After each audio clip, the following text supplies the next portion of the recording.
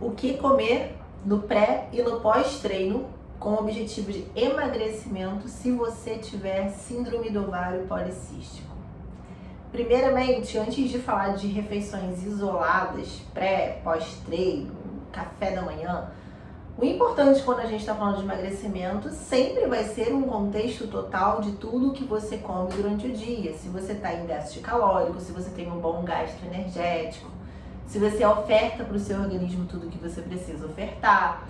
Então você precisa ter carboidratos na quantidade certa, principalmente porque quando a gente está falando de mulheres com síndrome do ovário policístico, uma das principais características na grande maioria das mulheres é a resistência à insulina. E a resistência à insulina quer dizer que o metabolismo de carboidratos é prejudicado. A forma como o seu corpo vai responder ao tipo de carboidrato que você escolhe, a quantidade de carboidrato que você come é diferente de como um corpo de alguém que tenha sensibilidade aos carboidratos, à insulina boa. Então isso precisa ser considerado em todas as refeições do dia. Mas eu vou dar alguns exemplos de pré e pós-treino que poderia ser usado nesses casos. Mas então, por favor, antes de copiar as refeições, os exemplos que eu vou dar aqui, lembra: carboidratos na quantidade certa e qualidade, proteínas, fitoquímicos, que é importante de ter na sua rotina alimentar para ofertar antioxidantes, para que você diminua o estresse oxidativo, para que você melhore a resposta das suas células, a recuperação das suas células. Inclusive as pessoas que têm muita dificuldade, por exemplo, no aumento de massa muscular, na síntese proteica, pode ser por falta de fitoquímicos na alimentação. E também ter gorduras, porque a gente também precisa delas dentro de um contexto de 24 horas. Pré-treino. Lembrando sempre que a mulher com síndrome do ovário policístico tem dificuldade no metabolismo de carboidratos, geralmente quando ela faz um estímulo muito grande de insulina. Ela come algum alimento de alta carga glicêmica antes do treino. É muito comum existir uma hiperinsulinemia, que é o excesso da produção de insulina, porque não há uma eficiência de colocar essa glicose para dentro das células. E a resposta do seu organismo com esse feedback, com esse excesso de glicose que está ali na corrente sanguínea, é produzir mais insulina para fazer esse trabalho. Só que como existe a resistência insulínica, esse trabalho não é feito. Muitas vezes pode acontecer de ter hipoglicemia durante o treino. Então é comum, por exemplo, essas mulheres comerem um alimento de alta carga glicêmica, um pão branco, uma tapioca, banana em grande quantidade, ter uma hiperinsulinemia e ter uma queda de glicose durante o treino. Essa mulher geralmente vai sentir sonolência durante o treino, vai ficar bocejando o treino todo, vai sentir fraqueza. As pessoas que têm hipoglicemia um pouco mais severa sentem trêmula, suor frio, enfim, seu treino vai pro ralo. Então você precisa considerar, se você tem esses sintomas, a não gerar essa hiperinsulinemia. Uma das opções, principalmente para quem treina pela manhã ao acordar, e muitas mulheres me relatam isso, é gostar de treinar em jejum. Viviane, tem algum problema treinar em jejum? Eu treino muito melhor em jejum. Não tem problema desde que você esteja ceto-adaptada. Estar ceto-adaptada quer dizer que você já gerou uma adaptação metabólica, onde durante o jejum, na falta da oferta de glicose, o seu organismo já tem transportadores para corpos cetônicos, e esses corpos cetônicos serão enviados para os seus músculos, para poder ser utilizado como fonte de energia no lugar da glicose, e também para o cérebro, coração, por exemplo. Então é uma adaptação pela falta de glicose. Se você ainda não é cetoadaptada, provavelmente você vai treinar em jejum e você vai ter também uma hipoglicemia, você vai ter dor de cabeça, você vai sentir cansaço. E acontece no comecinho, antes da pessoa ter essa adaptação. Existem alguns suplementos que podem ajudar nessa cetoadaptação, como por exemplo o ácido caprílico, o TCM, muito encontrado no óleo de coco. Então poderia ser utilizado antes do treino para uma pessoa que ainda não está adaptada. Mesmo assim, sempre que nós estamos falando de jejum, é uma questão de tolerância individual. Então, muito cuidado ao tentar fazer jejum sozinha, sempre busque um acompanhamento. porque é muito importante que você esteja bem alimentada no dia anterior, para que você não tenha uma queda da sua energia durante o treino. Então o jejum, ele não se resume só em ficar sem comer. Resume em ter uma boa recuperação muscular, ter uma boa adaptação, para que tudo corra bem e você não passe mal por aí. Só que treinar em jejum não é uma obrigação. Como eu falei anteriormente, isso é individual, baseado na tolerância de cada uma. Se você prefere ou você treina melhor alimentado, ou se você não treina pela manhã, você treina ao longo do dia, de tarde, de noite, isso já muda. Você tem que lembrar, por exemplo, de estar bem alimentada pelo menos 3 horas antes, 3 a 4 horas antes, que tem que ter um bom carboidrato de lenta absorção e que não esteja numa quantidade tão grande. Por quê? É esse o tempo que você vai precisar para poder digerir e disponibilizar para o seu treino. Então muita gente acha que 10 minutinhos antes de sair para academia tem que comer pra caramba banana ou algum carboidrato para poder ter aquela energia ali no treino. Dependendo do carboidrato que você comer, ok, só que você pode ter a questão da hipoglicemia durante o treino se você não metabolizar bem, se você não tiver um estímulo adequado de insulina, um trabalho adequado da sua insulina.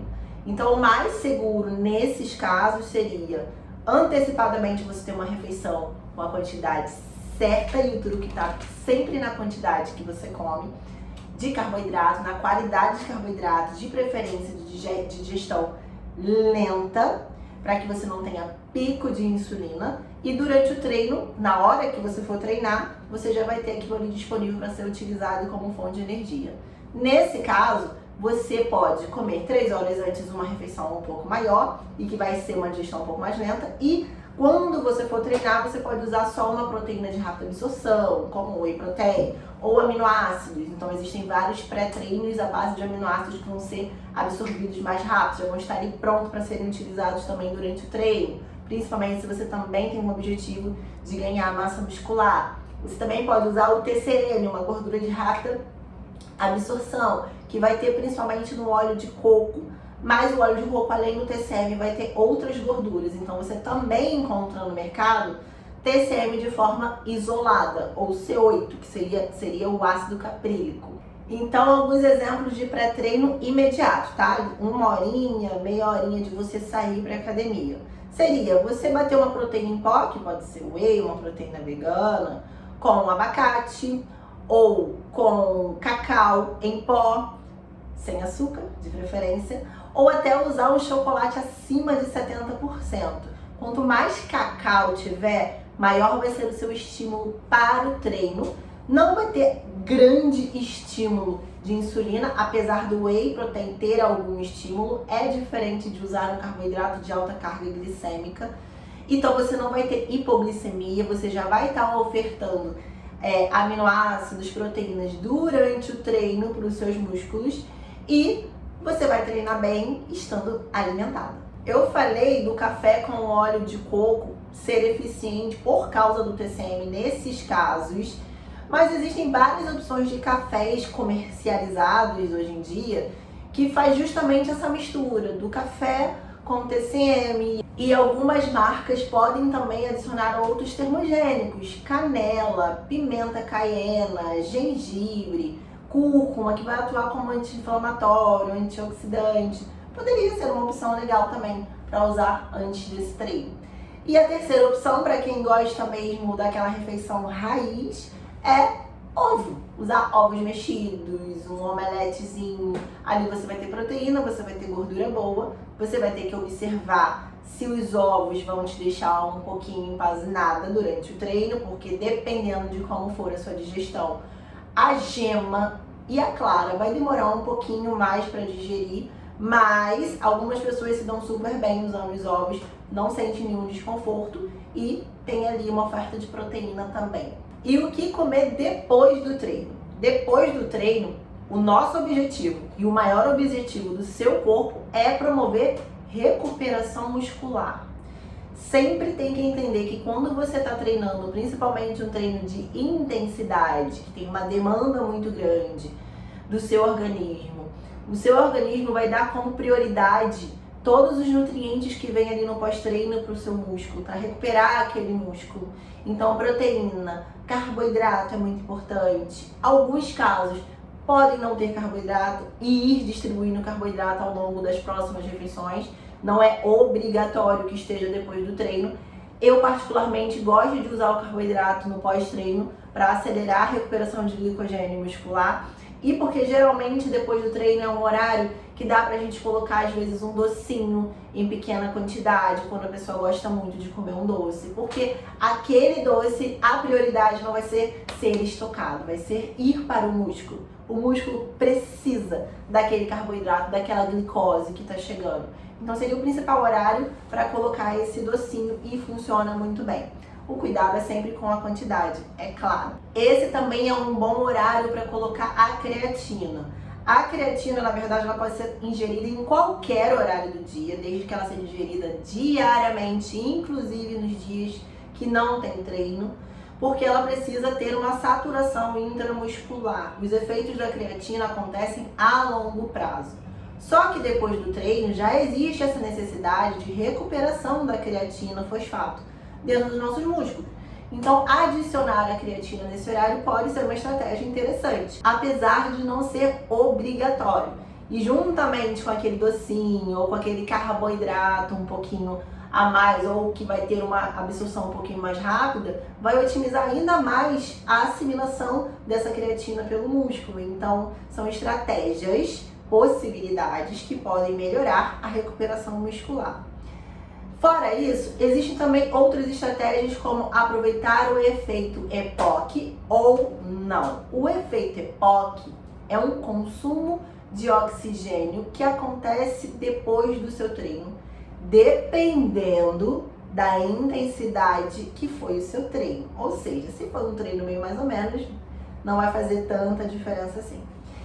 Esse efeito EPOC funciona mais ou menos assim.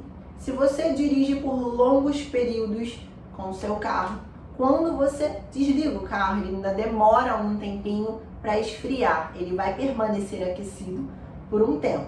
O corpo é do mesmo jeito. Você fez um treino de alta intensidade e mesmo depois que você termina esse treino, você demora um pouquinho para esfriar, para voltar o seu metabolismo normal. Esse tempinho que pode durar minutos, horas, até 48 horas, dependendo da intensidade de treino, gasta caloria e utiliza principalmente gordura como fonte de energia. Então você está queimando gordura um pouquinho a mais, mesmo depois que você terminou aquele treino. Alguns estudos mostraram que dependendo de qual for a refeição que você fizer depois desse treino, você pode diminuir esse efeito EPOC ou interromper e, consequentemente, diminuir essa queima de gordura que acontece depois que você já terminou o seu treino. Então, algumas estratégias visam estender um pouquinho o tempo do jejum ou utilizar algum termogênico depois do treino por 1 hora, 2 horas até fazer uma refeição pós-treino. 2 horas eu já acho muito tempo pensando na recuperação muscular, mas 1 horinha às vezes é o tempo de você ir da academia até em casa ou chegar no trabalho para poder fazer uma primeira refeição. Isso tem eficiência, principalmente se a pessoa usa um chá verde, uma cafeína e dá uma otimizada nessa termogênese, nessa queima de gordura, nesse consumo calórico. É claro que isso sozinho não vai fazer você emagrecer, porque, de novo, emagrecimento depende do que você come ao longo do dia, do seu gasto calórico ao longo do dia. Então existem vários fatores para levar ao emagrecimento. Mas se você pode usar mais essa estratégia para poder otimizar e acelerar essa queima de gordura e essa perda de peso, a gente pode utilizar. Mas vamos supor que você termina o treino morrendo de fome e não dá para esperar 1 hora, dependendo da rotina de cada pessoa também. Então faz uma refeição. Zero problemas em fazer refeição. Isso seria só mais uma estratégia e não uma obrigação. E aí, no caso, a refeição, ela tem que ter a proteína, que a proteína tem que ter quantidade suficiente até o fim do dia para fazer recuperação muscular.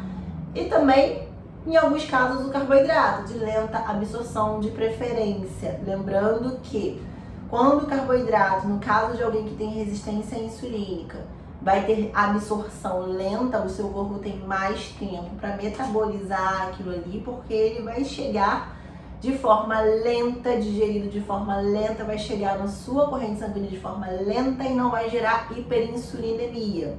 E é essa hiperinsulinemia que gera a maioria, se não todos os colaterais relacionados à síndrome do ovário policístico. Então a gente precisa minimizar esse excesso na produção de insulina nesse caso. Então a primeira opção de pós-treino fácil seria fruta com aveia, que é uma boa oferta de fibras e de carboidrato também, e ovos mexidos, simples. Segunda opção que você poderia usar no seu pós-treino, uma batata doce cozida, um inhame, porque são de lenta digestão, são de ótima qualidade e você pode botar um franguinho desfiado, que seria uma proteína também muito interessante. E uma terceira opção, por exemplo, você poderia fazer uma crepioca com recheio de atum. Sim, pode usar atum, que seria mais uma opção diferenciada de proteína. E a tapioca, se você usar numa quantidade limitada, numa quantidade pequena e utilizar o ovo para fazer a crepioca, você vai tornar aquela tapioca uma digestão um pouquinho mais lenta, então ela deixa de ter alto índice glicêmico. A carga glicêmica também vai ser um pouco mais baixa se você tiver uma quantidade adequada, porque quando a gente fala de carga glicêmica, importa mais é o quanto você está usando. Então não vai ter problema utilizar essa tapioca na refeição, sem contar que a gente está falando de pós-treino. E no caso de optar por uma refeição que não entre ainda o carboidrato e que esse carboidrato seja mais distribuído ao longo do dia, isso depende muito da estratégia traçada para cada uma. Uma opção simples seria um omelete no pós-treino. Pode botar um tomate picadinho, uma cebola picadinha, em alguns casos uma pequena quantidade de queijo de mussarela, por exemplo, fica uma refeição saborosa e com baixa carga glicêmica, com baixíssima carga glicêmica. A segunda opção poderia ser uma proteína em pó batida com leite de amêndoas, com abacate. Por que não leite de vaca, Viviane? Porque o leite de vaca vai fazer algumas alterações metabólicas e hormonais que podem aumentar a produção de sebo e inflamar ainda mais a acne. Mulheres com síndrome do ovário policístico, cuidado com leite de vaca e seus derivados por causa da acne. E a terceira opção seria você comer uma proteína que você preferir, um franguinho grelhado com azeite, que seria uma gordura legal, ou a proteína em pó, e comer amêndoas, nozes, avelãs, porque o importante no final das contas é não esquecer da proteína nessa refeição. E aí não esquece também de inserir o carboidrato aos pouquinhos nas próximas refeições do dia para fazer uma boa recuperação.